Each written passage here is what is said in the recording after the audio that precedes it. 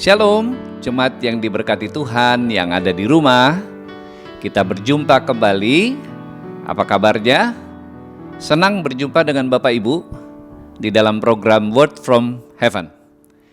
Tuhan Yesus meminta kepada kita, anak-anaknya, orang percaya, untuk menjadi saksi di tengah-tengah dunia ini. Tuhan Yesus berkata, kamu adalah garam dan terang dunia. Berbicara tentang terang dunia, ada beberapa sarana yang bisa kita gunakan untuk menjadi terang, yaitu ketika kita berbuat baik kepada orang lain dan perbuatan kita itu dilihat dan diperhatikan oleh mereka. Ketika saudara membawa sembako, membantu orang-orang yang berkekurangan, orang-orang melihat saudara. Ya, ketika saudara memasak makanan bagi tetangga yang sakit, tetangga saudara akan melihat saudara yang hadir di rumahnya. Itu adalah cara-cara menjadi terang di tengah-tengah dunia ini. Nah, ada satu nasihat dari Pengkhotbah. Pengkhotbah pasal 11 ayat yang pertama berkata begini, lemparkanlah rotimu ke air, maka engkau akan mendapatkannya kembali lama setelah itu. Bicara tentang roti dalam bahasa Ibrani itu bicara juga tentang benih gandum. Ya, karena memang roti berasal dari gandum. Jadi roti dalam bahasa aslinya itu sama artinya juga dengan benih gandum. Jadi boleh dikatakan ayat ini berkata lemparkanlah benih gandum. Kadangkala para petani ragu-ragu ketika melihat ladangnya masih digenangi air. Mereka mungkin ragu ketika akan dilemparkan benih itu karena tidak terlihat lagi. Tapi nasihat dari ayat ini berkata lemparkanlah meskipun ladang masih tergenang air. Nanti benih itu akan tenggelam dan akan tumbuh di sana.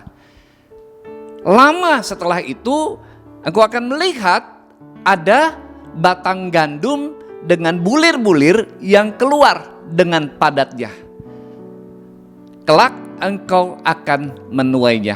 Itu yang dimaksud dengan perintah ini. Lemparkanlah benih gandummu, engkau akan mendapatkan kembali. Meskipun ada waktu, harus menunggu, barulah keluar bulir-bulir gandum. Saudara yang dikasihi Tuhan, kadangkala kita ragu-ragu ketika ingin membantu seseorang atau orang lain. Nasihat inilah buat kita, lemparkan saja, gak usah ragu-ragu. Bantu orang sebisa kita. Karena kan perintah Alkitab berkata, kasihilah sesamamu manusia seperti engkau mengasihi dirimu sendiri.